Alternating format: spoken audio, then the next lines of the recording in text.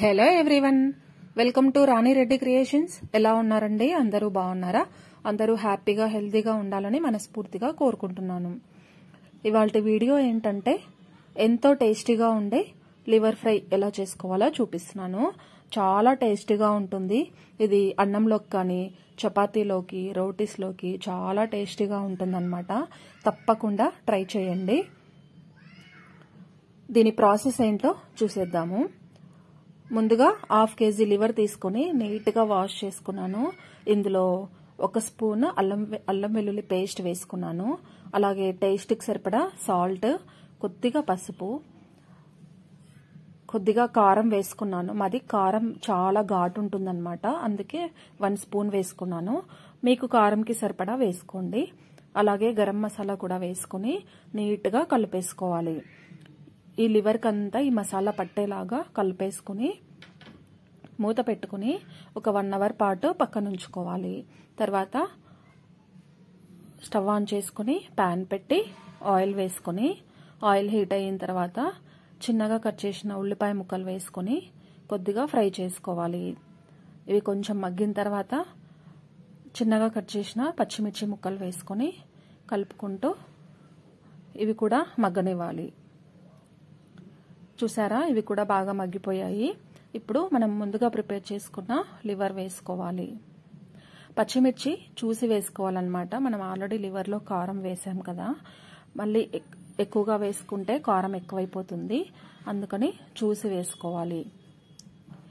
ఈ విధంగా లివర్ వేసుకున్న తర్వాత నీట్గా కలుపుకోవాలి. ఈ విధంగా నీట్గా కలుపుకొని మూత పెట్టుకొని మంటని సిమ్లో ఉంచుకొని ఒక 10 నిమిషాల పాటు ఉడికించుకోవాలి. 10 నిమిషాల తర్వాత చూడండి, లివర్లో నుండి ఇలా నీరు ఊరుతుంది. దీన్ని ఒకసారి కలుపుకోవాలి.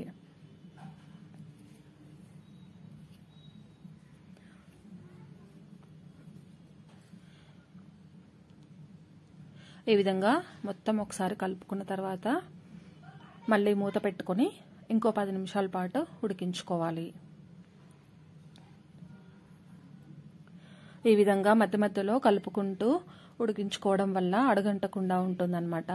మనం అలాగే వదిలేసామంటే అడుగంటే ఛాన్సెస్ ఉంటాయి. అందువల్ల ఇలా మధ్య మధ్యలో 10 నిమిషాలకు ఒకసారి కలుపుకుంటూ ఉడికించుకోవాలి.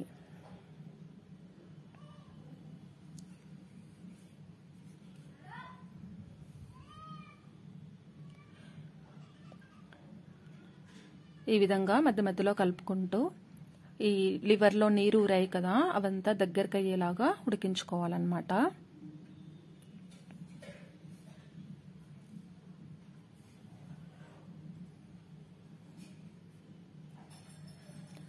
ఇలా దగ్గర పడిన తర్వాత సన్నగా తరిగిన కొత్తిమీర వేసుకోవాలి.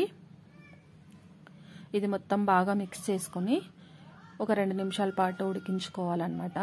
లివర్ బాగా ఉడికిపోయింది. ఇప్పుడు స్టవ్ ఆఫ్ చేసేసుకుంటే సరిపోతుంది. ఎంతో టేస్టీగా ఉండే లివర్ ఫ్రై రెడీ అయిపోయిందనమాట. చూడండి, చూడటానికి ఎంత కలర్ఫుల్గా ఉందో, టేస్ట్ కూడా చాలా బాగుందన్నమాట. తప్పకుండా ట్రై చేయండి. అలాగే ఎలా వచ్చిందనేది కూడా నాకు కామెంట్ సెక్షన్లో తెలియచేయండి. ఈ రెసిపీ రైస్లోకి కానీ చపాతీలోకి కానీ రోటీస్లోకి కానీ చాలా టేస్టీగా ఉంటుందన్నమాట. నాకు చాలా ఇష్టమైన కర్రీ ఇది. తప్పకుండా ట్రై చేయండి. అలాగే నా ఛానల్ని సబ్స్క్రైబ్ చేసుకోండి. Thank you so much.